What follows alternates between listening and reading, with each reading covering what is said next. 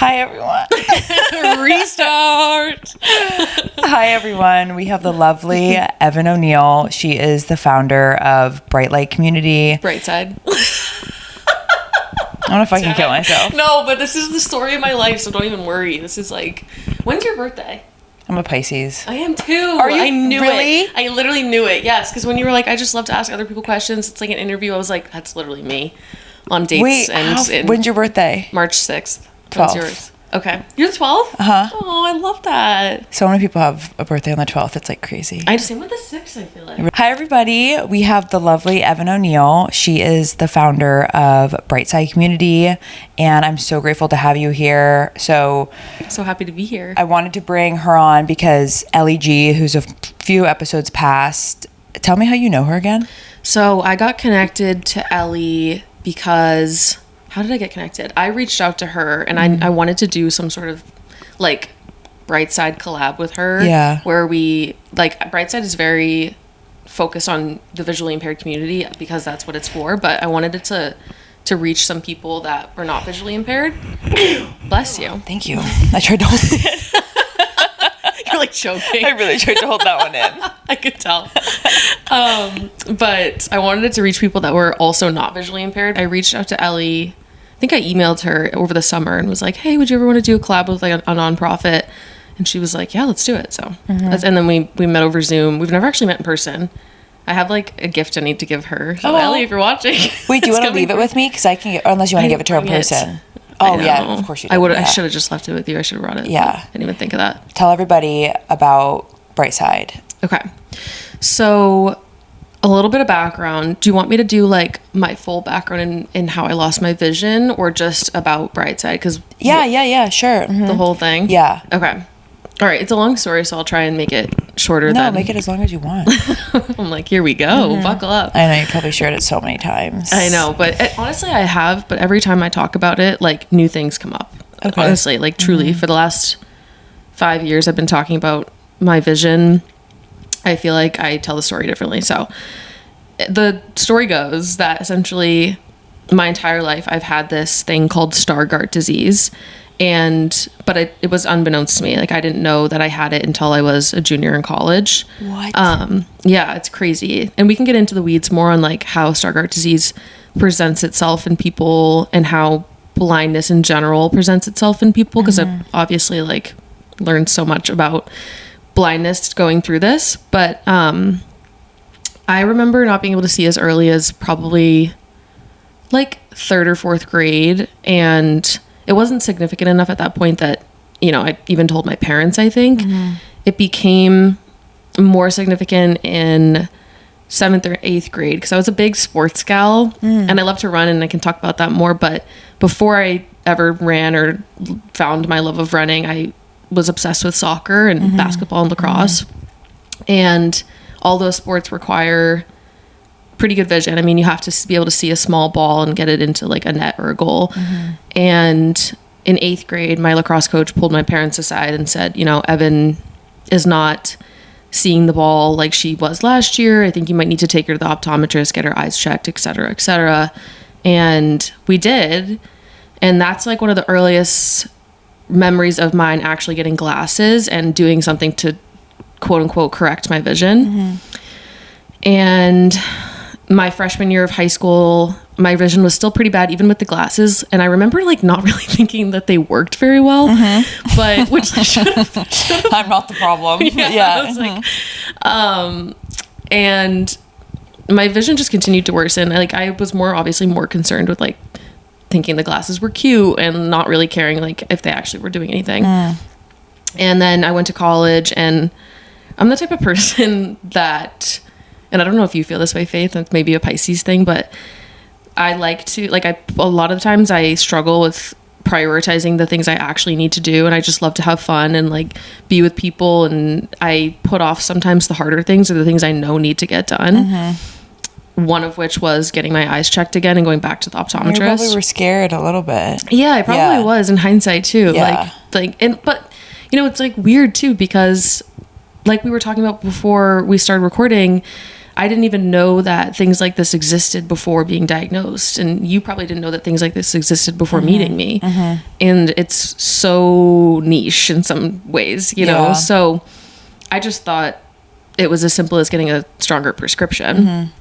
So it was my junior year of college where I really stopped being able to see things. Like, I stopped being able to recognize people as they walked by me on campus. I couldn't read the board, and I was an English major, so I struggled. Like, English majors obviously have huge writing and reading tasks, and I was just like, I couldn't read my textbooks, I couldn't see the board, and it was getting bad to the point that I was like, okay, I need to go home.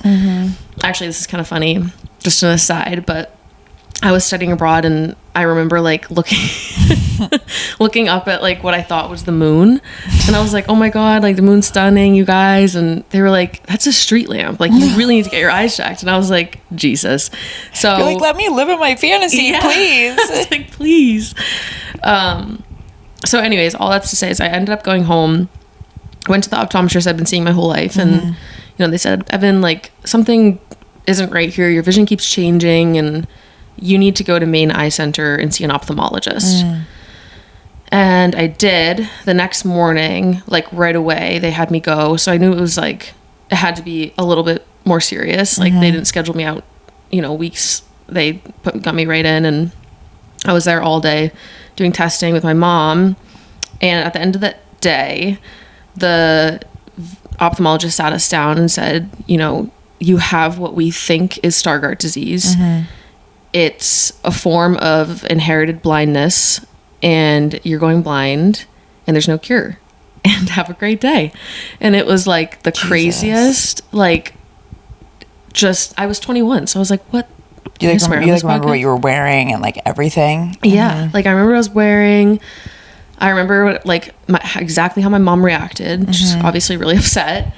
I remember just feeling like, I don't know, sort of like out of body, honestly. Totally. Like this isn't like happening to me or whatever. And so they don't have the equipment in the state of Maine, because this is so rare, that can look at the back of your eye and your retina, which is where Stargardt disease like manifests itself, to be able to officially diagnose you. So they said, you know, we can like lightly diagnose you with cone dystrophy, which, for a little background, in your eye you have rods and cones. Your rods are your peripheral vision and your cones are your central vision. So they knew something was wrong with my central vision, and they said you need to go to Mass Eye and Ear in Boston to officially be diagnosed with Stargardt disease. A month later I did, and on January 15th 2020, which was my senior spring at college, I was diagnosed with Stargardt disease. And so that's my story and my background. And we can talk about BrightSide if you want, but I'm just gabbing. So no, that was amazing. Thank you so much. Yeah, of course. Yeah, it's a crazy thing. And, you know, it's for anyone that goes through this, like, or goes through any sort of life-changing diagnosis, they know, like, it's ups and downs. You know, your whole life it will be, but in the beginning especially. And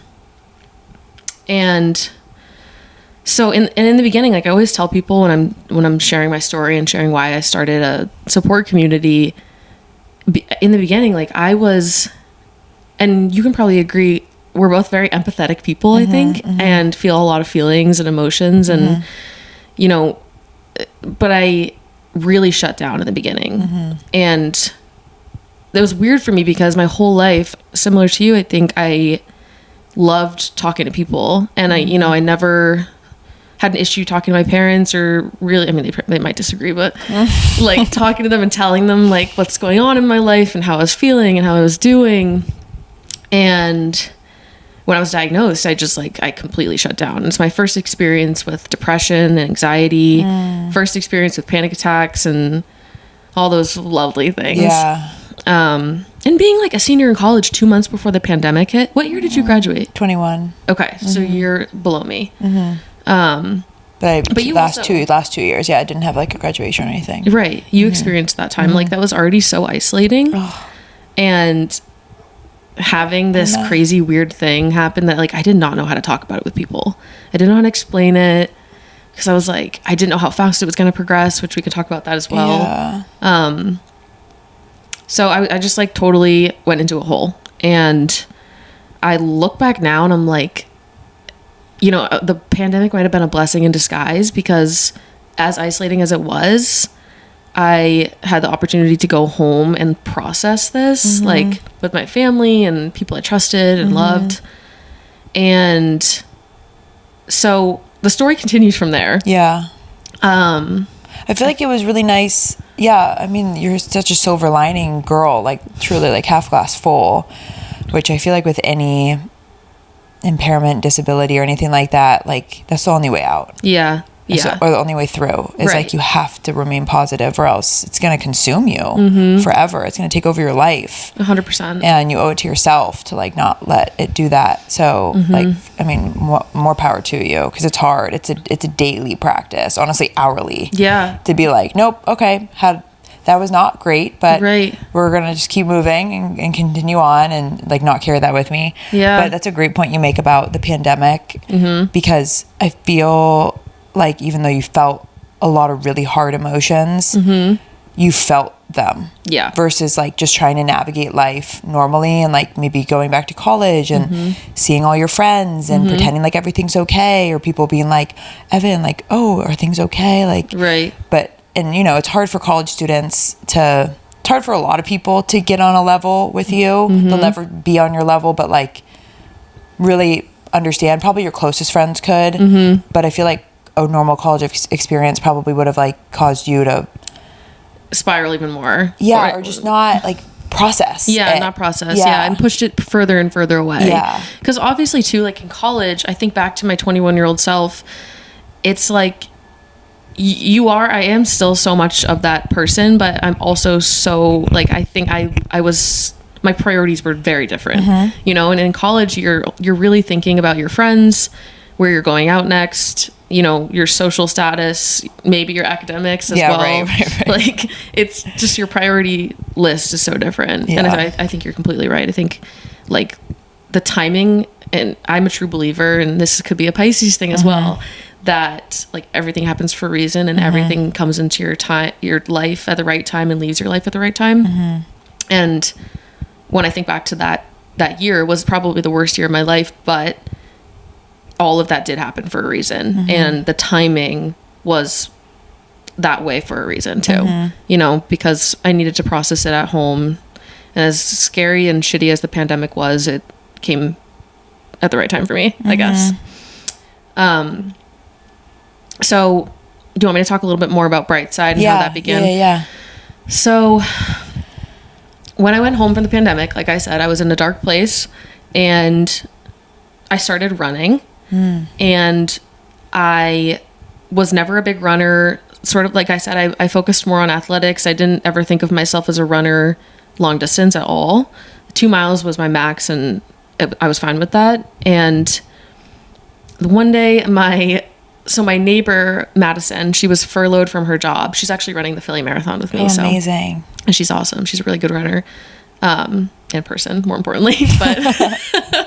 But she was furloughed from her job in New York City. She lived in New York at the time, and she was home, you know, kind of just not working, and we were all just going through the motions of the pandemic, not sure if we can like be with each other and hang out. But remember when people like got together in pods, like family, you're like a family pod. Oh, yeah. No, we would get in trouble in college. They'd be like, what pod were you in? I'm like, I don't know. I'm like, I don't know. You're cross-contaminated. Yeah. So Madison and our family became sort of like a pod, and our families, we were neighbors. We grew up next to each other. And we weren't super close at the time, but I was out on like my 2 mile loop run, and she was like, oh, do you want to do 4 with me? Like do 2 more miles. She caught me at the end of my run or something. I can't even remember now. All I remember is that she got me to do 4 with her. And that was like the first time I had ever done 4 miles in my life. And I really liked it. And we started talking and becoming closer, and I shared with her what was going on. It was sort of the first person I really talked to about it in depth, other than my parents and sisters. Really? Outside of like your college friends? Yeah, because I told them, but we were actually reminiscing on this weekend, because we all think back to that time. And I remember, so everybody was in their own worlds. In their own worlds. And like, it was 2 months before the pandemic, so we didn't have that much time to like actually talk about it and process it. And I remember when I told them, I don't think any of us really understood what that meant for me. You know, like I said, guys, I went and like I had this whole thing happen, and I went to Boston, and I have this thing called Stargardt disease, and like you lose your vision. And I think we were like all a little shell shocked because now when we all talk about it, we're like, I don't think we were like processing that. And I think about myself too, and I definitely wasn't processing it. I did not know what that meant for me. I did not know I was going to lose my vision. Like I knew I was, but I didn't know I was, if that makes sense. And so I told people, but I didn't like talk about it with people. And I wasn't seeing a therapist at the time, and I let my academics plummet, and I just didn't really want to. See, that's crazy to me that doctors like I'm so grateful for modern medicine. It's like it's cured a lot of diseases, but at the same time, how is a doctor looking at a 21-year-old girl in the face, telling her she has an uncurable disease, and not advising the parents to be like, hey, look, here are some like groups that I think would be really helpful if there are none. Not saying that, but being like, I think it would be really helpful for her to find, like, talk to someone and like go to a therapist. Like, no, 100%. How does that not it's like a simple 2-sentence thing that you share with your patients. No, what? Truly, Faith, everyone I have met that's gone through this has had a negative experience with the ophthalmologist. Yeah. Because it's not a cancer diagnosis, and it's not an ALS diagnosis, and those things are completely unique to what they are and are incredibly difficult experiences, I'm sure. But it is a life-changing diagnosis. Yeah. And a lot of the time, a lot of these people are really young. Like most people I have met that have, sorry, to fix my hair, that have a visual impairment were diagnosed way younger than me, like 12, 13, some 7 or 8. Could you have been diagnosed at that age though? Could I have been? Yeah. I think I could have been. But it's a progressive thing? Okay. It's interesting because what I've found is that it sort of like manifests itself in people at different times. Like it shows up more intensely at different ages, and that's why some people experience vision loss earlier in life. And it's also like when you get into the genetics of it, there are different variants that also, like my gene that my parents both had a mutated gene, ABCA4. When they had a child, they had a 25% chance of having a child that had Stargardt disease, but they didn't know. Yeah. So when you're going through like testing things for pregnancy, it's like one of the things you test for, but it's so niche that it's easily missed or not tested for. Yeah. And it shouldn't change anybody's desire to like go through with that pregnancy. Right. Exactly. Like you're living a very, it seems, fulfilling life. So yeah, I mean, like you said, silver linings, and like it's changed my life for the better at this point. But going back to the support thing and the diagnosis piece with ophthalmologists and the complete lack of bedside manner, it's like, it's crazy. And so that's why I started BrightSide. So great segue. Right. Thank you very much. Practice that one. Yeah. So I was, like I said, super isolated and alone when I was first diagnosed. I wasn't telling anyone, and then I started running. Yeah. I started sharing my story with Madison, and I felt this insane relief. And it was like a weird combination of this physical activity I was doing, running, where I felt super in control, because when you lose your vision, it's an immense lack of control that you feel. And it was not only like I felt this sense of control in my body again, but I also felt this crazy release being able to talk to her about it. So those two things hand in hand, I fell in love with running and sharing my story. And so I started doing fundraising, or running marathons for like fundraisers. Wow. So Foundation Fighting Blindness in Massachusetts Ioneer, where I was diagnosed. And I ran the Boston Marathon, and then just started doing tons of marathons because I loved it, how it made me feel. And one thing led to another, and I was like, I think I need to bring other people into this feeling. If they're not already experiencing the release that I'm experiencing through talking about it, they need to be. And I felt that when I had the opportunity to talk about it with anyone, I felt better. But when I had the chance to talk about it with other people who were visually impaired, it was life-changing. Like, because it's like when you connect with someone that knows what you're going through on this insane level of like with this insane diagnosis. I want to like, what is it similar to? Is it like discovering you have a sibling or like a twin or something, and you're just like when you meet someone that has it? Yeah, like what's the feeling like? It's like you drop to a deeper level of like connection, probably instantly. Yeah, exactly. It's like if you lost a parent or a sibling, or you connect when you talk to someone that also has gone through that, they just understand you on a completely different level, right? You know, and that's not to say that my loved ones, I call them sighted supporters, my sighted supporters, like Faith and my friends and my family, that they don't provide me the same amount of support and love. It's just that like visually impaired people get it on a different level because I'm visually impaired as well. So, and at this point there, you were unable, you had searched for communities. Yes. Yeah. And that's a really good question. And there was nothing. There was nothing. Well, there were things, but it was like... Or like Facebook groups? Yes, Facebook Wait, groups. actually? Yes, Facebook. That was the first thing I found, and it was called Stargardt Sucks. And it was like people... Yes. And my 21-year-old self was... I was like, you're like, what millennial made this? Like, what? No, 100%. And I was like, I went into the group, and it was like, millennials, no offense to millennials, we love you. And like people being like, I hate this. I lost my job today. Will I ever work again? I can't see my kid's face. And like things that my 21-year-old, I was like, what the hell? Like, is this my future? And so there were groups, but they weren't great. And so I started connecting with people online. I started posting about my story on social media. And it's a super rare thing. So like when you post about it, and now that you know I have it, like you'll probably meet someone else that has it because you know someone else that has it. Like that's how it works. Like red car theory. Yeah. And so the red car theory, that's exactly. So once I posted about it, I got people reaching out to me like, oh, my mother's brother's sister has this, you need to talk to her, and so on and so forth. And did you do that? Did you start talking to a lot of people? I did. Okay. Yeah. And I met like online at least like 5 to 10 people that had it, that I really like could confide in and be open with and talk to. Across America? Yeah, across America and Canada. Wow. And actually a few people in the group are in Ireland and like the Middle East, so it's grown now, but at that time it was like just North America. And so I was at Mass St. Air for my annual appointment, and this was in February of 2024. And I saw this eye chart they have in the waiting area. And I hate eye charts, obviously. Yeah. But this one said, always look on the bright side. And my dad was like, because my parents come with me to every appointment still.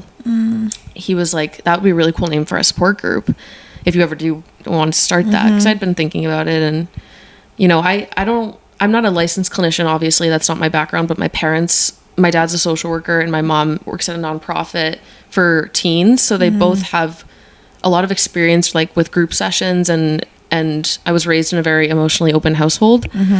And so I had some sense of sort of like how to run a group meeting. Wow.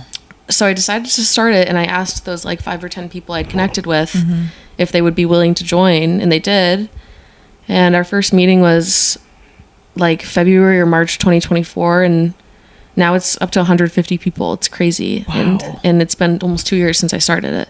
So, and we just did our first in-person retreat in Boston, which was crazy. It was really fun. Oh my gosh. Yeah. Like people flew to Boston? Yeah, like from Panama. I was like, what? Yeah, I was like, let's go, Steve. Did you have a room block for them? Or like, how did it work? So it's still, this is another reason I connected with Ellie, is because I'm trying to do like grassroots fundraising for it. Because it's still like very small and it's just me. Yeah.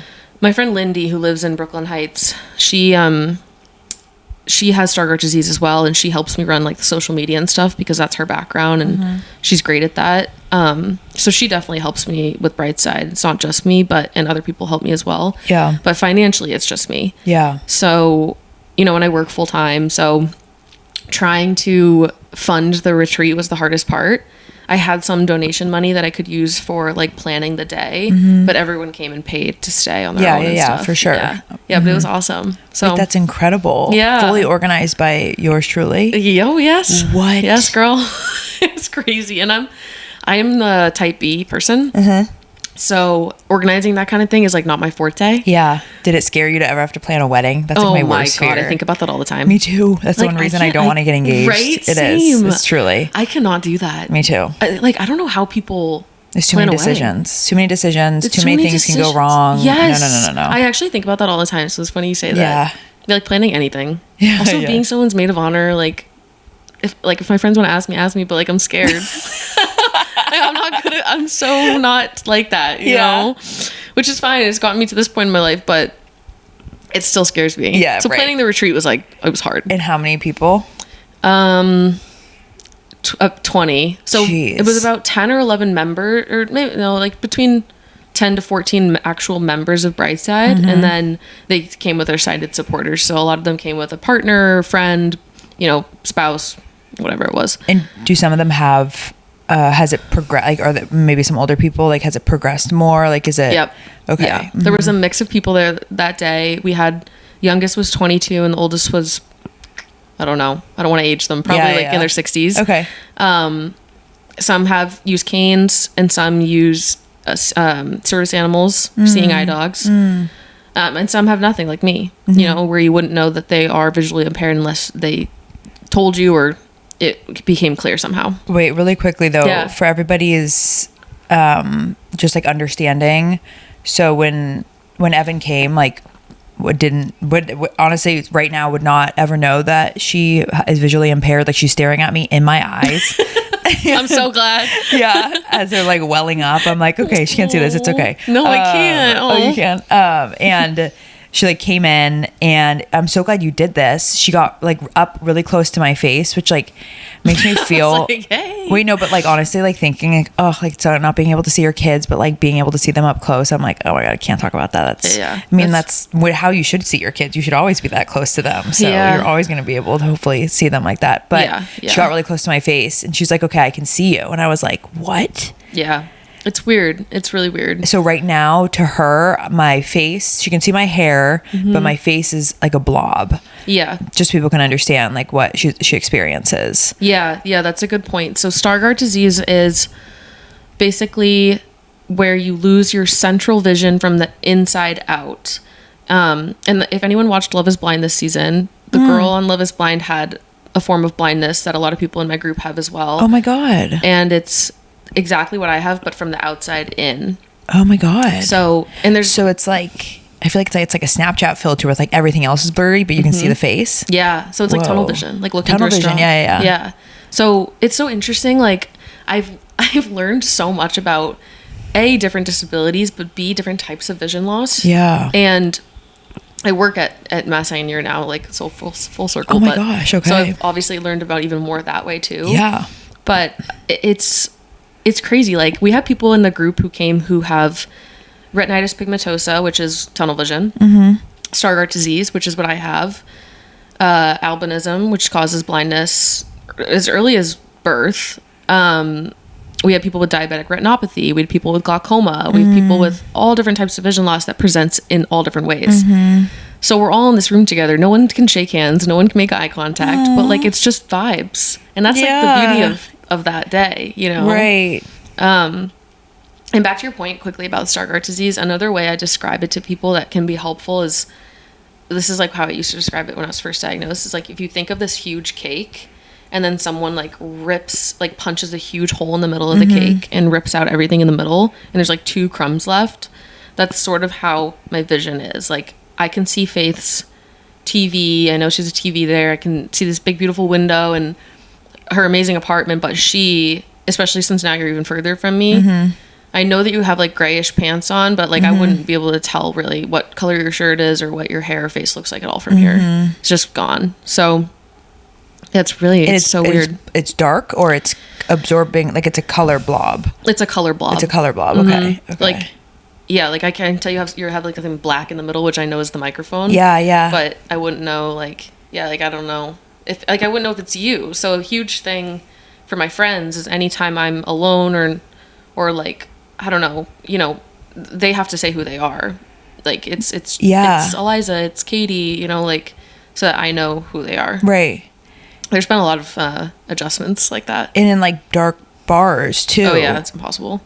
You probably get really, like I get so overstimulated myself, like people bumping into me, touching me, and I like get like aggravated. I can't imagine how heightened your other sensations are. Like maybe you've felt it over time too. Like maybe your hearing has improved, or like yes, my hearing is so good. Your hearing's so good. Isn't that crazy? Yeah, no, as it should be. Like this is, I feel like if God put you here, I'm not very religious. I don't even know why I'm saying this, but well, sometimes I do too, and I'm like, why am I saying that? But like if you were the vessel to like have this and go through this, like he better make other things good too. Exactly. So other things better improve for sure. Yeah, no, I think about he's not going to take it all. 100%. But yeah, like bars and stuff, do you get overstimulated, or do you avoid going to dark places like that? Or I definitely get overstimulated in any sort of like dark bar, restaurant, even my apartment. Like sometimes I get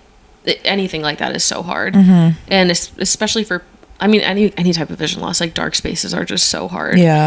But you find ways. Like we adapt, and I never really do anything. Like I do a lot of things alone, but never at night. I'm always with a partner or my friends or a boyfriend or something, and someone's there to like guide me around to do that. So boyfriend, did you know he was, shout out Sam, did you know he was cute at first, or did your friends have to pull you aside and say, Evan, no, like, girl, you're not gonna want to, you gotta get up close. It's so funny. There's this, do you know Curb Your Enthusiasm? Of course. There's this episode of Curb where he's like, Larry's meeting one of his friends who's blind girlfriend. Oh yeah. And he's like, can you believe she's a supermodel? And she's like, so clearly not. Yeah. And he's like, yeah, it's crazy. I always think about that. Yeah. And she like winks at him. But no, it's so funny because Sam, my boyfriend, he and I have known each other for a while. I met him in 2020, actually, right after my diagnosis when the pandemic hit. Oh, what a blessing. I know. And we didn't officially start, like we dated for like a year and then stopped because he went to college to play hockey. And when you do that, sometimes you take time off of college for juniors and this is like my understanding of it, but he could explain it better. He's good. He was serious enough about it that he took some time off after high school to play juniors, which apparently or essentially is like the hockey version of like he lived with they call it a billet family. Whoa. Yeah, and you like play all year round and you just do hockey. So like it's like the minors. I don't know. Okay. I don't know. All I know is that he didn't end up going to college until he was like 21. So a lot of hockey players. Wait. No, he was definitely good, and he was very serious about it. Like he was committed. Yeah, clearly. So anyways, like when we were dating, he was still in college and I was not. Right. Even though we were the same age. He started college at 21. Yeah, like he didn't graduate, or did he start at 20? Let's see. When you graduate high school, you're 18. So he must have started at 20. Dang, you saved him. He would have been that older perv. I know. Well, you see like memes of hockey players in class and they're like 25 and they like have beards. Missing teeth. Yeah, and they're next to like 18-year-old children. Yeah, missing teeth. Yeah.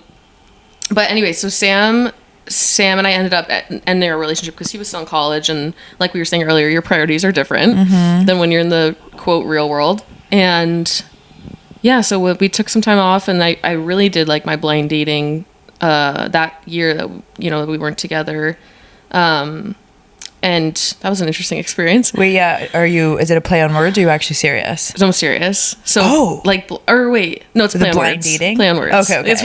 Sorry. Yeah. So, like, I say blind dating, like I did, like, my experience of dating with Stargardt disease. And it's interesting because, like you said, like, you don't really know what people look like. But on the apps, this is where Molly Burke says this. She's a blind person who's famous on social media. She says this is where good friends and family come in, and they tell you if the person's cute on the app. And I can zoom and like take a screenshot. But you probably need multiple opinions. Yeah, I need multiple opinions, and it's all about the beautiful thing about losing your vision and dating is that you go off of energy and vibes a lot. Totally. So, and like how they react if you tell them, like if they're a make or break person depending on how comfortable you feel about talking about it with them. Yeah.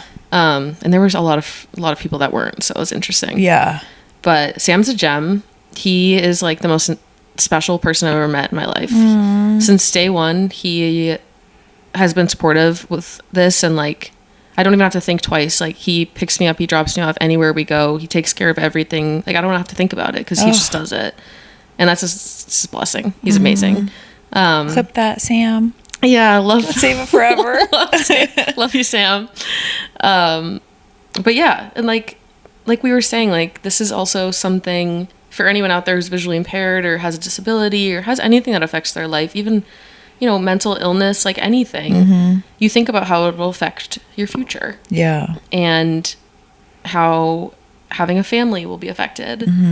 And all those things. So you want to find a partner that you know you can rely on. Totally. Regardless, anything can happen in life. You want to have a partner that you can rely on. But, you know, when you don't have a full sense, like hearing, sight, smell, taste, whatever, you need someone that can fill that gap for you. Yeah, it's not necessarily going to get easier. No. So you need someone. Yeah, you need to. I mean, there will be pockets where it will feel really good, but like life's seasonal, and like you'll probably go through hard times, and life is seasonal. I love that. Will adjust. So you do need a person that will. Yeah, and like knowing that he was there from the jump and was able to like handle and navigate and take on. Yeah. What you're going through. It's huge. Yeah, that's a great men. Yeah. Yeah. Sometimes they're good. Yeah, for sure. Turns out. No, for sure. Yeah. Yeah. So when you're looking at your phone, I was just thinking about this. Yeah. How do you consume stuff on your phone? So I have, well, that's where Apple's great because they have really good accessibility settings. Okay. So I have like really big font, and you can change the accessibility on. You know what? I've never actually thought about how amazing from the early days of Apple, they've made their technology with the with like blind and deaf people in mind. With like, I'll click on the accessibility, and then I'm like, oh, my mom will have it on. My mom will have it on for like months. I'm like, what the hell is this you've had? She's like, I don't know. I don't know how to get it off. Yeah, I'm like, no, okay, exactly. give me your phone. But I've never thought about how at Apple sponsor her. Yeah, sponsor me. Yeah. That'd be unreal. They've really always had that. Yeah. Yeah. No, they truly have. And like, honestly, Microsoft also has pretty good, like that's what I use for work, and they have really good accessibility too. Bill Gates and Steve Jobs did a good job thinking about that when designing this technology and hiring people that would advance it, because my phone, like every blind person in my group and blind person I've met uses an iPhone or a Google or like an Android and uses accessibility settings to use it and is still able to use it. Because also, even if you can't see your phone anymore, you can use voice to text, which I do a lot. You can have a screen reader, which I use a lot. And they're just like, there are ways to adapt. What about images? Like when you're That's scrolling? hard. Okay. Yeah, like TikTok and Instagram are hard. I can't read TikTok comments unless I screenshot it and then zoom in, which is like, I'm not going to have all those screenshots on my phone. Unless it's like something funny that I really want to read. Yeah. I'll have Sam or my friends read it to me usually, or my sister. Pictures, like, I screenshot and zoom. If I'm screenshotting your Instagram story or Snapchat, that's why. Yeah. Like, yeah, that's pretty, and even when I do zoom, sometimes I still can't see it. So it's kind of just, it's fine. Yeah. Someone to describe it to me. You probably have a much more healthy relationship with social media than many of us too. I still scroll. I still doom scroll, but it's just in a different way. I'm just taking my time screenshotting everything, and then it ends up being a longer doom scroll because of that. You have to do like a camera roll deletion every week. Just know as you take your screenshots, Kathy Dunn. Okay, she's got me outdoing you. She's got me outdoing Kathy Dunn. I'm obsessed. Are your parents all still in California? Whole family? Yeah, mom's in Southern California. That's where she grew up. Okay. And so when we grew up in Northern, when I went to school, UCLA, my mom and dad actually both went to UCLA. Okay, cool. She was like, I'm going to move back down. So she moved back down. But dad is in like Las Vegas and Costa Rica. He's like bops around. Okay, cool. Yeah. And sisters? Megan and Lauren. Megan's in the oldest with the kid. You kind of have an accent. Megan. No, I say it weird. Do you? I say it weird. Yeah, a little bit. Wait, that's so funny, Evan. People think sometimes when I meet new people, they think I am not from here. Do they think you're from the Midwest? Oh my God, I hope not. Well, because I'm trying to say like Megan is like No, I say Megan. Yes, my boyfriend would die laughing if he heard you say this, because he's like, every time we're with her, he's like, Megan. It's Megan. Is she Megan? Yeah. Okay, Megan. so Megan. It's either Megan. Yeah, I don't know why I say Megan. I don't know, I love it. Continue on. Yeah, Megan's in Solana Beach in San Diego. Okay. And Lauren is in San Francisco. Okay, so everyone's still in California. Yeah, majority. Yeah, wow. Yep. Is your whole extended family still there too? A lot of my extended family, is in California. Okay, cool. But Dylan's family's, they're from out east. Okay. So when we moved out here after graduating, he's a little bit older. It was really nice. It's been really nice for his family because they've had him back. They haven't had him for 4 years.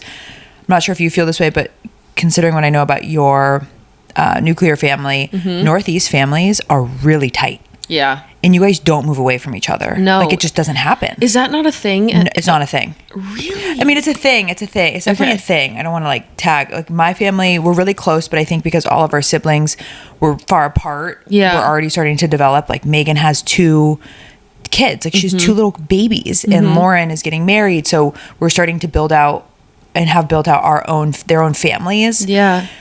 And when you're just that far apart, I think in age, like, you just space out a little bit more. And like, I'm doing my 20s, and then I'll go back. But yeah, really, when I moved out here, I was like, wow, these Northeast families, they stick around, man. Yeah. Like, they all really of Dylan's aunts and uncles all together. Where's he from? Long Island, but now everybody lives in Connecticut. Okay. Yeah, I think that's such a good point. Like, it really is a thing. And I was saying to you before we started podcasting, I love California and I love going out there and visiting. And I think if I ever moved anywhere to live, it would be Maine or California, which is funny because they're on opposite sides of the coast. Right. But I can't, because I can't leave my family. Yeah. So it's weird.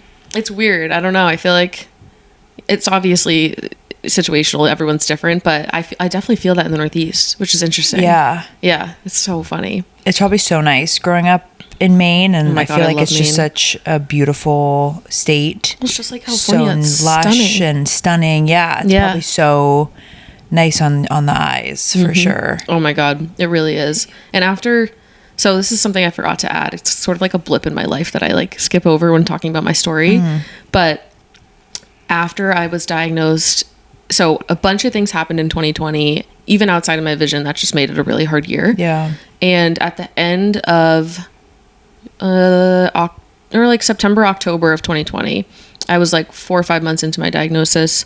I decided to move to Bozeman, Montana, like on a whim, which is it was so random. But I honestly, I think I just felt like I had to get out of the Northeast, and I was like, I can't deal with this. And I'm not a big skier or snowboarder or anything like that. I grew up in Maine, but I played basketball. Like, I didn't ever ski. And I just was like, oh, I want to go out there and like try skiing, because it's probably something I'll have to give up pretty early on, which now I found ways like I can ski with like a vest and a guide.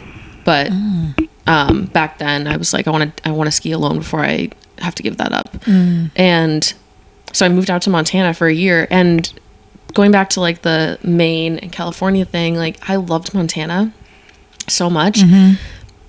But when you grow up on the ocean, it's gonna, like, I hope this doesn't sound pretentious or anything like that, it's so like, I feel like I can't live anywhere else, because the mountains are their ocean, which it's like what that makes them feel small. They have lakes too. Yeah, and their lakes are beautiful too. But I just felt super landlocked. Like, I love it out here, but I don't think I could live permanently somewhere that's not on the ocean. No, that makes sense. Yeah. I mean, what our our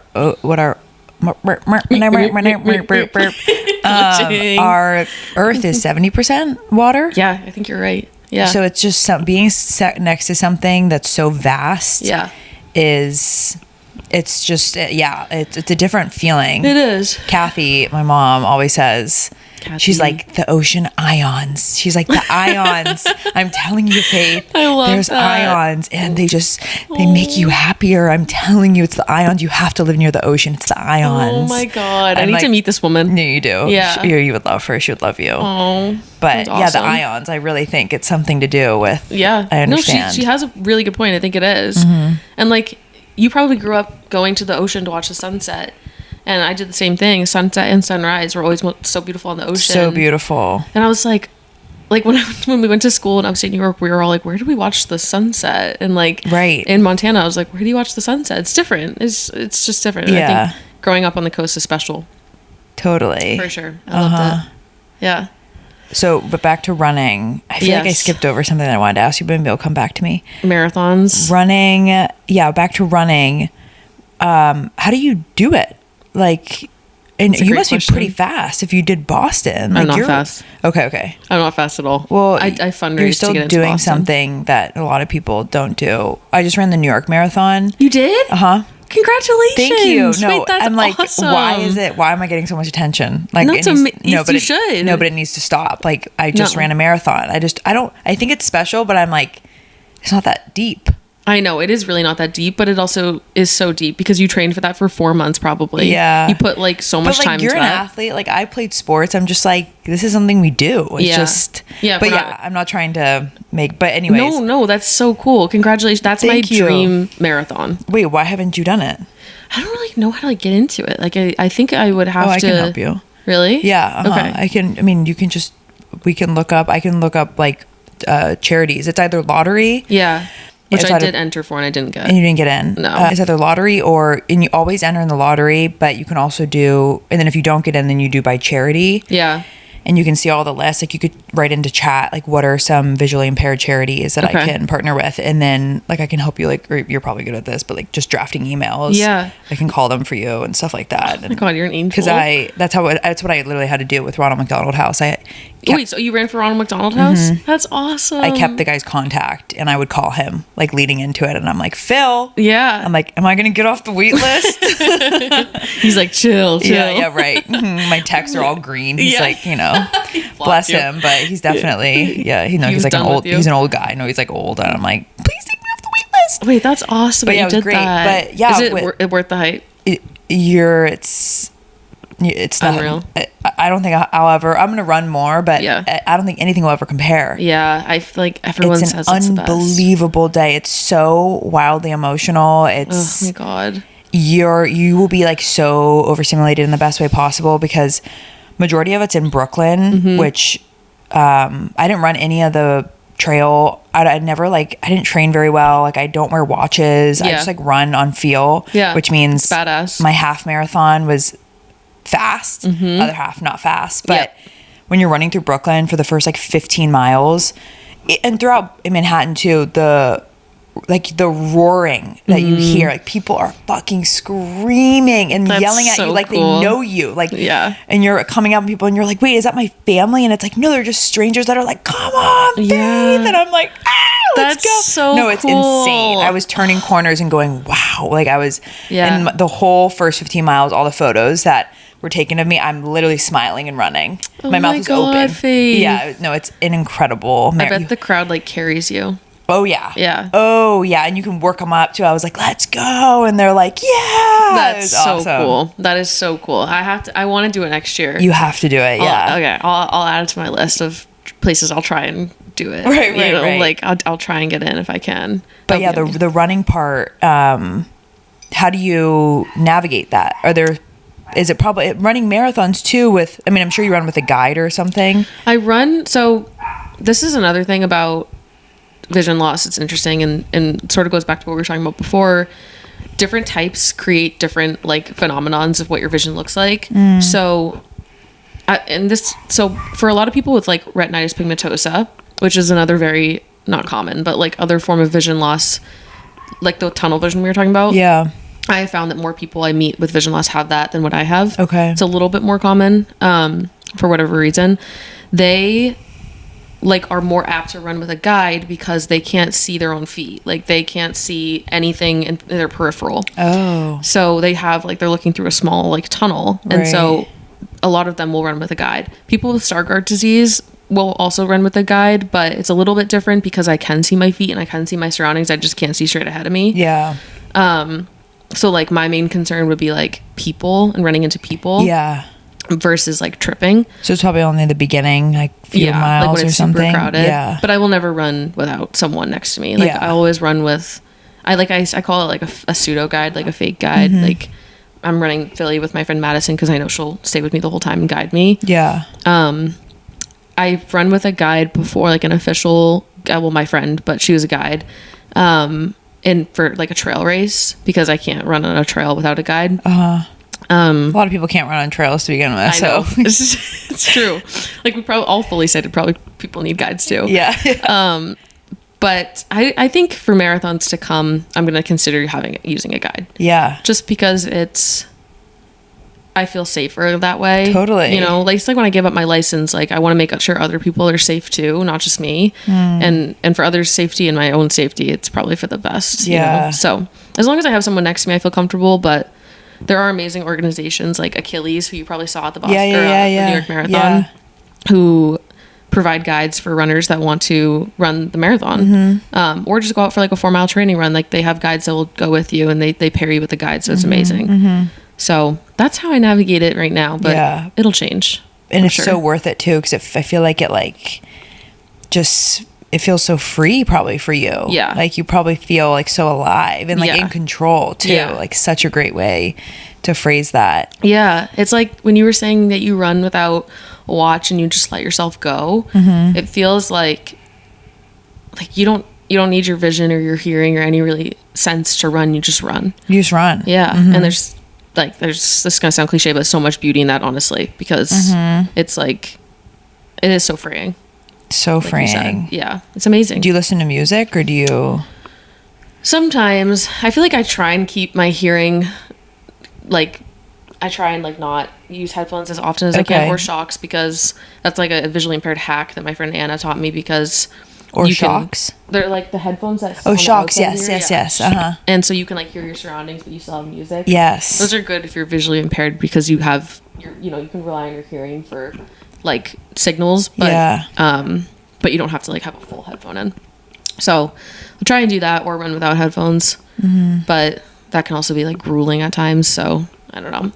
Another thing that's funny with being visually impaired is when I run like a training run, if I'm alone or I don't have anyone to run with, I will run in the same circle like 50 times, because I don't like, you can't really run around the city and like try and figure out where you're going as you go. Totally. So yesterday in Connecticut, I asked my friend if there was like a running trail near here, and she's like, there's like this circle. And I was like, that's perfect, because I will run a circle, even if it's half mile, until I hit 10 miles. So that, because I don't have to like think about where I'm going. Yeah. Or like use my vision for any reason. Right. So that's another thing that I do a lot as a visually impaired runner. Yeah. I also, one more thing I do. I'm so curious if other visually impaired people do this too, but when I move to a new area, or if I'm like, I've run the same trail so much, I want to switch trails, I will walk the route that I'm going to run for like days ahead of time to memorize the terrain. Wow. And then I'll run it eventually. And you really can like remember the terrain and stuff? Or? You just get like a feel for it. Yeah. Like you walk it, you feel more comfortable. And if it's like gravel, you know if there's like divots in certain places. Yeah. But yeah, it takes a little bit more time, but it's like worth it. So is there anything else like during your day-to-day life that has significantly changed, or like is hard? Maybe I should say, not significantly changed, that's insensitive, but no. Is there anything that's like really hard consistently that you're like, damn it, this like pisses me off? Oh my God, so many things. Really? Yes. And I hate to be negative, but like, I was actually thinking about this the other day. I'm going to take you through a typical day. Take me through a typical day. Okay. Yes. And I'm going to tell you how everything is different. Yes, please do. Yeah. Okay. So I'm actually going to make a video on this. I still need to do it. So you wake up and this is so bad, but I look at my phone a lot of the time. Same. Yeah. Wake up, reach for your phone. That's the first thing you can't see. So you wake up, normal day, but when you're visually impaired, look at your phone, can't see it, you got to use your Zoom, or you're struggling to see it. So that's like the first thing that's hard to see. Get up, go to the bathroom. For me, it'd be like brush my teeth and wash my face or something. But you can't see yourself in the mirror, or I can't with Stargardt disease. So unless I'm like using a mirror like really, really close to my face, like a makeup mirror or something, or the ones that like where you can see all your horrible like hairs and details. Yeah. So I go up to the bathroom, brush my teeth and wash my face, but I can't see my own face. So that's like the second thing that's very different and hard, is doing makeup for work or whatever I have going on that day. Because doing makeup God forbid, mascara or eyeliner is like impossible. Or lip liner. Riddance. Good riddance. Good riddance. Good riddance. Good It's hard riddance to is get right. off. It's good riddance. It's like just not wear it. Yeah. Honestly, I can't at this point. You But have beautiful eyes, anyways. oh, thanks. Yeah. So that's the next thing that's different. And then you go, for me, pack my stuff and go to the subway, but in Boston it's called the T. So you go down to the T, and that's the third thing that's really hard is transportation as a blind person. So whether you're a cane user or a dog user, or you have no accessibility that you use for travel. I don't right now, but I can't see when the train is coming, and I can't see the time, and I can't see the train that I need to get on. So I'm used to it now because I've lived in Boston for 4 years, but if you're in a new place, it's incredibly hard. And it still is hard when you're used to it, because you have to get out your phone, you have to Zoom, or you have to ask a stranger when the train's coming. Yeah. So that's the next thing that's different. Okay, so then we get on the train and we go to work. Get off the train, go to the office. And I basically have like a flat screen TV as my monitor because you have to have everything blown up. And all day at work, I work 9 to 5. So, and there's like meetings intermixed in person and things where I can have a break with my vision, but pretty much I'm on a screen all day. So that's the third thing or fourth or whatever number I'm on that's different, is like you're straining your eyes so bad all day to read emails and text and anything like that. Yeah. And you're using accessibility all day, so you're zooming in and out, zooming in and out. Do your eyes physically, like at the end of the day, like kind of hurt? Like So it feels bad. good to close your eyes? Oh my gosh, they hurt so bad, yes. And is it in the back of your, like in the back as well? Is it like the frontal? Like, is that like, would the pain or the sensation be like a migraine almost? Like sometimes I feel like I want to like pull my eyeball out. And Yeah. It's clean sort it of off. both. It's like the Okay. lens in my eye, and like, does your head Yeah. feel okay? you get kind of like a headache Because all too. your muscles are like really moving. Like there's so much There's going tension. on. Yeah. Yeah. And you're straining so bad all day. It's like if you were like holding like a 5-pound weight in your arm all day and having to keep your arm up. Yeah. Like you're trying all day to see. Yeah. But you can't. So Yeah. your eyes just don't get a break. So that's another thing I do, is like I try and take breaks at work, and my boss actually has Stargardt disease, which is Whoa. crazy. Yeah. So Was that serendipitous, or was that? I knew he did when Okay. I applied for the job. But it is sort of serendipitous. Yeah. So he like, he and I, obviously we know we need to take breaks and stuff. Yeah, So it's and helpful. breaks are just sitting outside, like looking into the. Okay. Or going for a walk or Going for a something walk. with sunglasses on. And then after work, you get back on the T, and at this point it's dark. So that's when I go to a workout class or I go for a run. Workout classes are completely different when you're visually impaired, because you can't see what mat you're on if it's labeled. You can't see the equipment. You can't see the instructor's face or any of the moves that they're demoing. So like you really have to improvise or follow the person next to you or ask for help. So like the Wow. whole experience is different, and it's anxiety inducing as hell. No, for real. Your form is probably still better than everybody else's. Oh my God, no, not at all. I'm so bad at that stuff.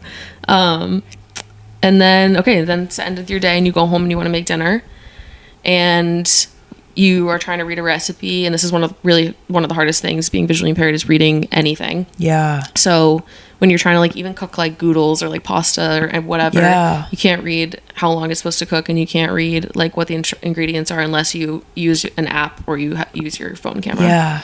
So that's like, and then you watch TV and you can't see the TV. So that's like a typical day. Or you read your book and you can't read the book. Like It's like a person that's wanting to live a normal life and is living a normal life, but Yeah. like so many things are abnormal. Yeah, there's just so many differences. And that's like, everyone has their thing, and everyone has some things that make their day look different, or things they have to adapt to, whether you have a disability or not. Yeah. But that's just an example of like maybe what you wouldn't think about. And there's probably things that you do each day that are different for you that I wouldn't think about, you know? So everyone just needs to have compassion for each other. Totally. Be kind, Yeah. you know? So, Oh my gosh. Yeah. But that's not even to complain. It's just to show like... No, I prompted you, so it's not complaining. All right, perfect. Yeah. Good. Okay, cool. And you don't drive anymore, which passenger princess all the time. Passenger Was princess that for hard life. for you to give up the license, or because it's like giving up freedom? But Yeah, it is. feels better. I don't drive. Nobody and everybody here in Manhattan pretty much is with you. Yeah. Like nobody fucking drives. You know, Yeah. we don't have cars. Can't afford to have parking garages and No. cars. So Right. And that's the beauty of being in Boston too, is like I don't feel it really because I'm in a city. yeah, But like when I move, if I move to like a suburb yeah, and eventually, you know, start a family or whatever, that's when I probably will really feel it. And that's what I think about more is like, how will I get my kids to school, and how will I get to a doctor's appointment if Sam, no, I'm kidding. Yeah. If like my partner's at work or something. Maybe Uber? Yeah, Uber. And maybe by that time there'll be self-driving cars that actually work. Gosh. That's what Sam always says. He's like, oh, you don't have to worry about that. There'll be self-driving cars. And I'm like, No, he's like, for I'll pick you real. up. But I I'm know like, Elon's a very controversial person, but he's changing the future. Yeah. So it's, I mean, Waymo, he's not owned by Waymo, but yeah, right. You know what I mean? He thinks that he like will cure blindness. We'll see, Elon. Bring it on. Yeah, bring it on. But yeah, so hopefully they'll be like that. But yeah, giving up my license is hard for sure. When I'm home in Maine, I definitely feel it too. Yeah. Like my parents have to bring me to like workout classes or whatever. It's kind of nice though. Like you have to like, I turn it around, you know, like we were talking about like the silver lining thing. Like, turn it that's around. just 10 extra minutes with my parents. And they probably love it too. Feeling one of their kids is still like needing is dependent on them in ways. It's probably so nice. 27-year-old daughter. No, it's probably so nice for them. They're like, oh, my baby. Yeah, yeah. And I love them. So like, and I don't get to see them that often anymore. So it's special. Yeah. But it's hard for sure. And your sisters, like, how have they like helped you navigate all of this? Do any of them have any? No. So that's another interesting thing is like 9 out of 10 people I've met that have vision loss have a direct family member that have it in their nuclear family. Oh, that's like your immediate family, right? Wow. Yeah. Yeah. So I don't have that though. There are a few that don't, but more often than not, like a sibling or a parent has it, so you know it's coming. Or did that make you feel like a little bit more alone? You're like, oh damn. A little bit, yeah. And I don't know, like my sisters haven't gone through genetic testing, and that was just by choice. Like they can if they want to one day, and especially if they have children and want to see if they're a carrier of the gene that causes it, but they don't like. None of them show signs of super poor vision right now. Yeah. So I hope that they're fine. But yeah, they're so supportive. And like we laugh about it. I mean, that's what I always say too. Like you have to laugh about it. We make blind jokes all the time. Don't look at me. I look bad today. And you're like, no problem. I'm like, you're gorgeous to me. Yeah, I can't see shit. So, but yeah, we make blind jokes all the time. And it's like, you're probably like this with your sisters too. Like humility is key. It is. And you get after each other all the time anyway about stupid shit. Humor is, it's like the best medicine. Like you just have to laugh your way through things. Yes. Yeah, no, truly. And family shit, like you have to laugh your way through all that. Yes. But they're really supportive and I love them so much. Oh, the best sisters sweet. Ever. Yeah. Being a sister, like having multiple sisters is special, you know. Yeah. It's like so unique. You know, girls who have at least one sister. If you have more, like they're a bit more oh, that's my food that I ordered. Oh my god. Yum. I love living a modern day. I know. Order my food, don't have to leave my apartment. Ding. Yeah. So easy. What'd you get? There's this restaurant called Chloe. It's like a vegan restaurant. I'm not vegan, but they just have a really good like tofu cashew something salad that I really like that I ordered. Oh my god, yum. Your doorman's really nice, by the way. Well, I don't know which one was there today. I was like, oh, I'm going to 503. He's like, are they expecting you? I was like, yeah. He was like, okay. I thought he like might think I'm like an intruder. No. Good. No. But yeah, sisters are incredible. Yeah. And yeah, what I was saying, you definitely know people who have sisters because they just have like a little bit more self-awareness. Yes. Because no one humbles you like a sister. No one humbles you like a sister. The worst things that I've ever been told in my life are from my sisters. So I'm like, TikTok comments, don't do this actually, but like, bring it on. Baby, I can get bullied. I'll just delete them. No, seriously, same. But that's true. There's literally no like, nothing can be said worse than a sister. Like they will call you out on your deepest, darkest insecurity. Yep.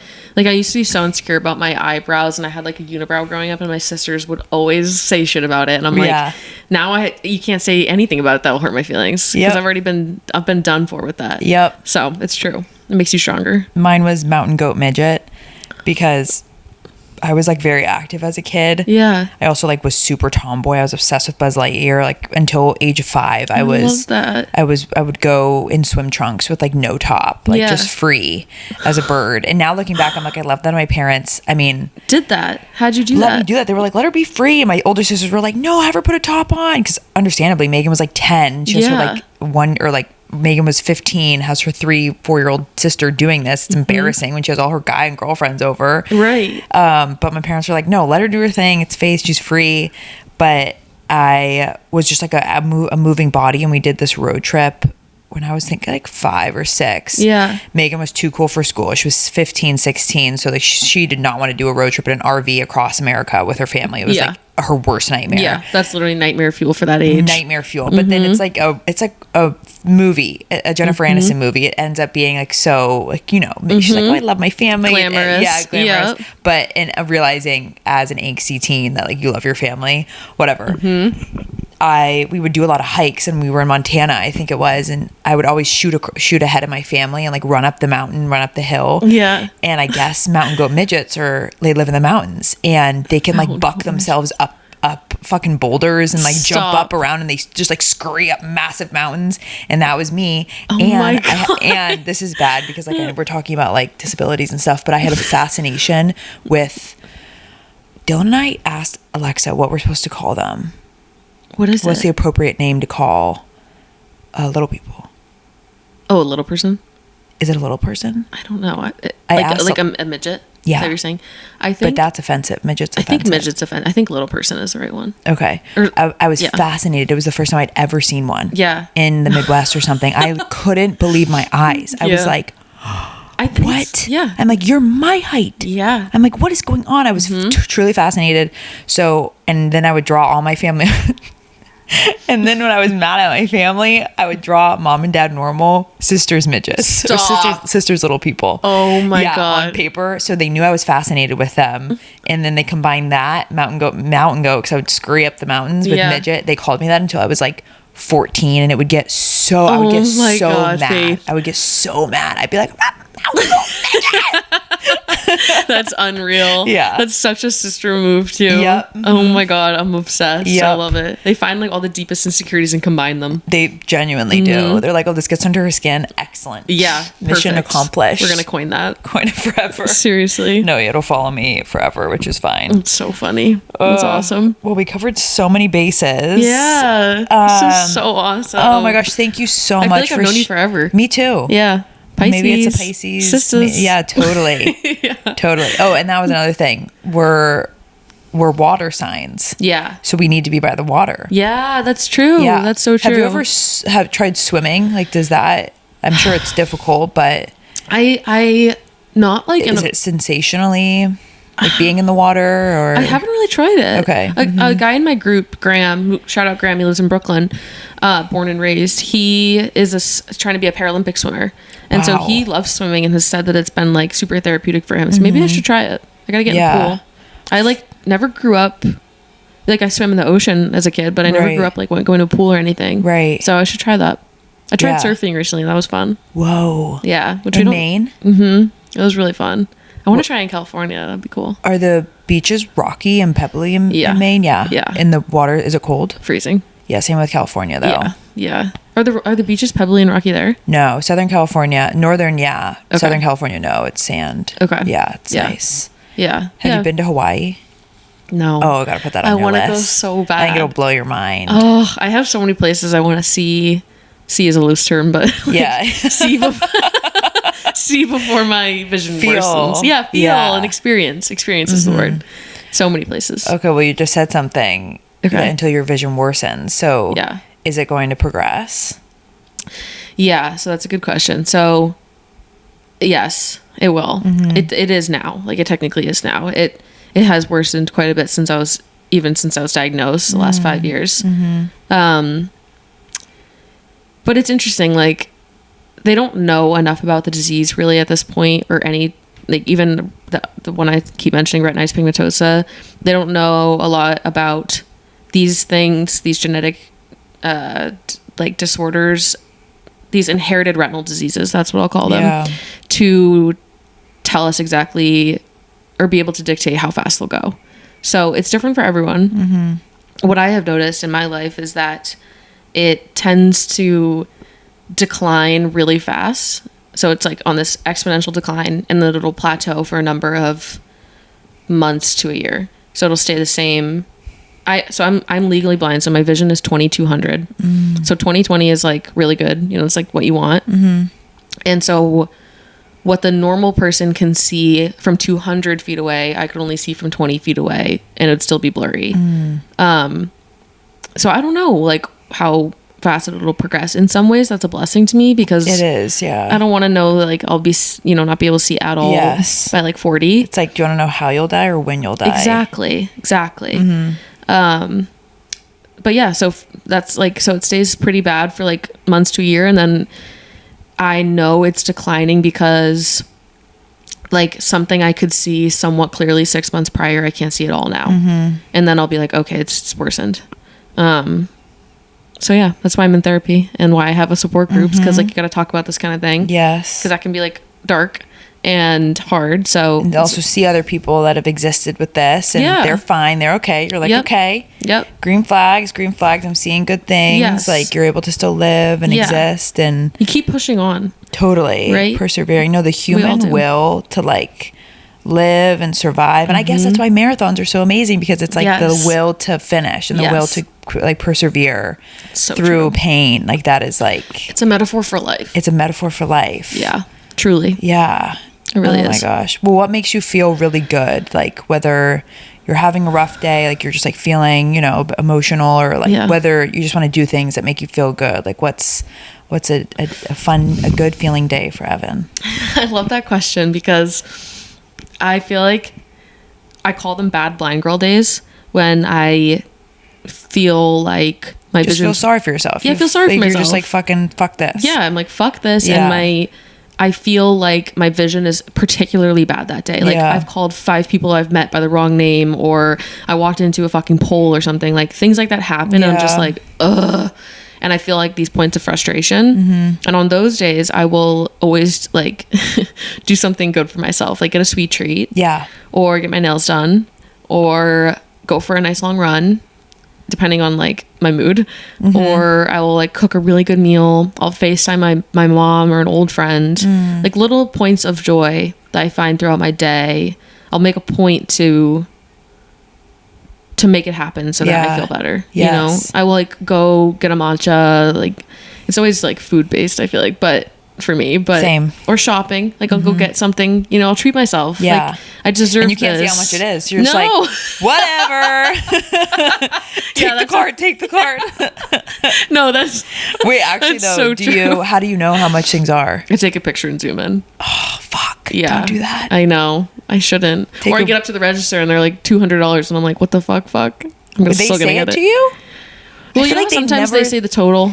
Sometimes they do. I guess that's going to serve you well in New York. Sometimes I feel like they don't tell me how much it is, and like even like a bodegas, I'll order a few things, and they have the thing spun to them, and I'm like, wait, how much is it? And they're like $30. I'm like, huh? You're like, for a Gatorade and chips? Yeah. I'm like, wait, take the protein bar out, take it out. I'm balling on a budget. And then I go over to Madewell and like drop 150. Yeah. It's just it's all relative. It's all relative. It's all relative. Okay, so you take a photo. Yeah.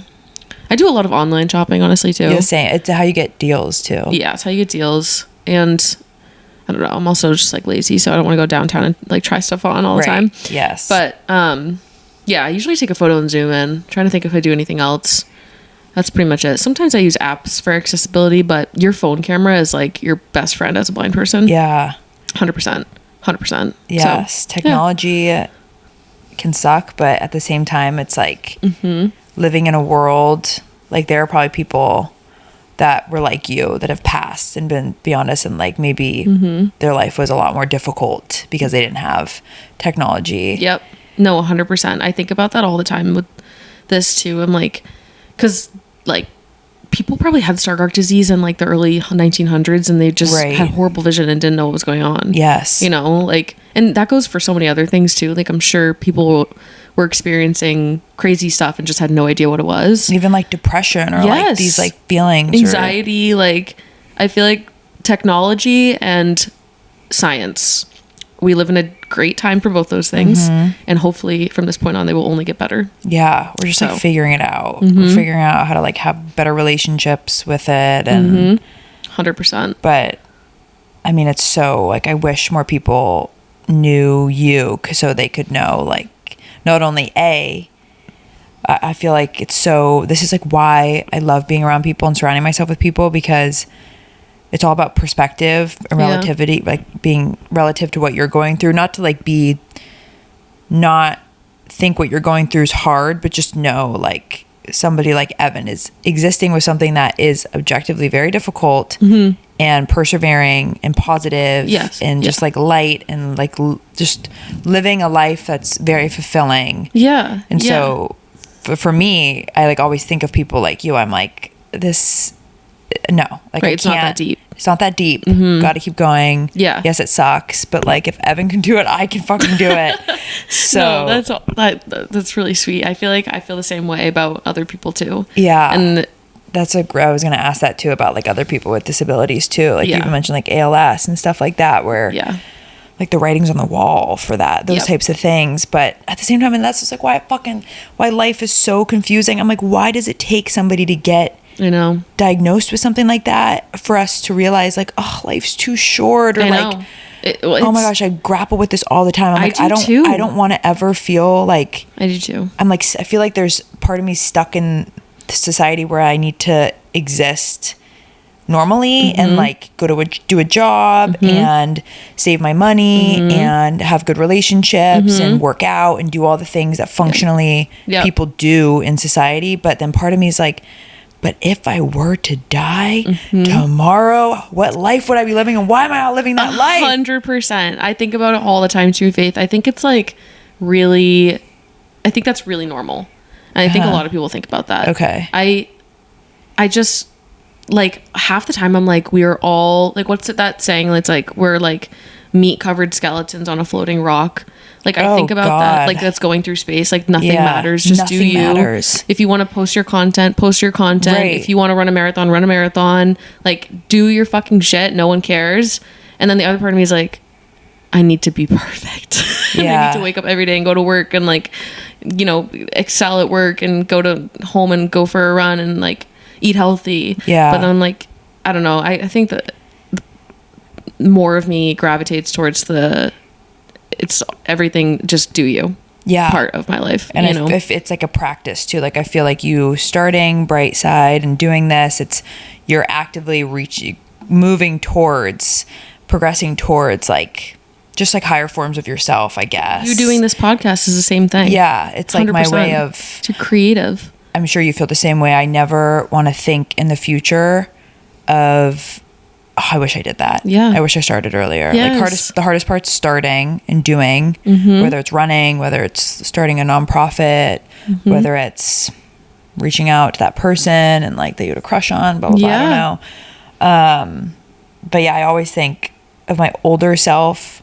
I try not to like think too much of my past self, and maybe you feel similar too, because it probably can be hard to like think back to those really hard moments of like 3 years ago, 4 years ago, even earlier, Evan too. It's probably like really hard for you to grapple with like that version of yourself sometimes. Oh yeah. Yeah. You're so intuitive. That's a really good, like, that's such a real thought. And I think it's hard for me to go back too and like think of myself young. Like I just like want to cry every time. Same. Yeah. Why is that? It's really hard. Like in therapy, like sometimes in like the first 2 sessions of therapy, if they're like, let's imagine like 9-year-old Faith, I'm like, let's not. Yeah, I'm like, let's not. Like, and I'm actually never coming back. No, so I actually hate you, and I decided this isn't for me. I'm not going to do this. Yeah, no, literally, it's hard for me to go back. So probably need to deal with that. But looking forward, if I think about 10 years in the future Faith, like whatever, 36-year-old, 37-year-old Faith, I want her to look back now and be like, she was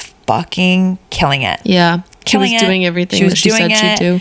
Like, but also I do like to think in the future, because I want Faith now, especially when I'm like feeling uncomfortable or something's not right in my world, for 37, 40-year-old Faith to look back and be like, girl, relax. Yes. Take yes. a beat. Look where you are. Look where you live. Look at the people around you. Look how amazing of a job you have. Like you are beyond, like you're doing great. So that I think of later faith, and it helps me with present faith. I don't know if you feel similar. Yeah, no, I totally do. And I think that's such a good like point of view to have on life too. It's like I feel like a lot of the time I don't stop and realize how much I have accomplished and how much like growth there's been. Yeah. And it's hard to do that. It's because like you're always like searching for the next thing or wanting to hit the next milestone. And I think it's hard to think of how much progress you've made and like actually acknowledge that. Yeah. But it is so important. Well, yeah, I'm sure thinking about the older me, I like that better than thinking about the younger me. Yeah. Yeah. For now. Yeah, for now. We'll be in a better place where we can think about the younger self. But yeah, it's and I'm sure at the moment where you had your whole community come to Boston, that was probably like, I hope you like took a beat maybe, or like that's why you have people like Sam that are like, oh my gosh, like I'm so proud of you, like this is incredible, that can help you like level out for a second, and you're like, oh yeah, this actually is really cool. I did this. 100%. I'm doing this. Yeah, it's so important. Yeah, and you're doing really amazing things. Thanks, and so are you. Well, we try. We're trying our best out but here. Like, we really seriously, from the bottom of my heart, thank you so much for coming on. Oh my God, like, thank I you. really connected with you. Yeah, same. And your You're my new story. friend. I know, truly. Yeah. And yeah, I'm just like so grateful to know you. I'm going to think about you all the time now. You're going to get me through so many things. Good. Likewise. Yeah. And thank you. Thank you so much for coming on. Thank you so much for having me. This is awesome. I loved it. Tell everybody where they can find you. And I'll make sure I'll put everything in the notes as well. Okay. Like if people are they allowed to donate? Yeah. I should connect you with Grace from Bright Light Foundation. Yeah. Because she's one woman show, started her own nonprofit here in New York. Okay. So you might have like similar things you're like going through with, because I know the fundraise, like the grant system, like everything's getting all bamboozled. So don't even get me started. Yeah. It's crazy. But where can people find you, personal and BrightSide? My personal is at Eavan O'Neill on Instagram. I got locked out of the one with 2 L's, so it's 3 L's. Oh God. It's at Eavan. I know. I don't even know if I had any posts on that, but it's at Eavan O'Neill, EAVAN ONEILLL. And my TikTok is at Eavan, EAAAVAN. Those are personal. And then BrightSide is at BrightSide Community on Instagram, exactly how you'd think it's spelled, and at BrightSide Group on TikTok. Amazing. Yeah. And if you want to join BrightSide, if you're visually impaired watching this, yes, and you want a community to join, if you go to the Instagram or the TikTok, the link in bio, you can click there and fill out a form to join, and then you'll get an email from me with how to join the group. Amazing. Thank you so much for having me. Oh my gosh, of course. You're such a bright light. Speaking of bright light, you're a bright light on this earth. This is awesome. Thank you so much. Yeah, sorry, I'm sweating. Don't worry about it. Thank you so much for having me. Of course. I'm gonna pee. Yeah, please.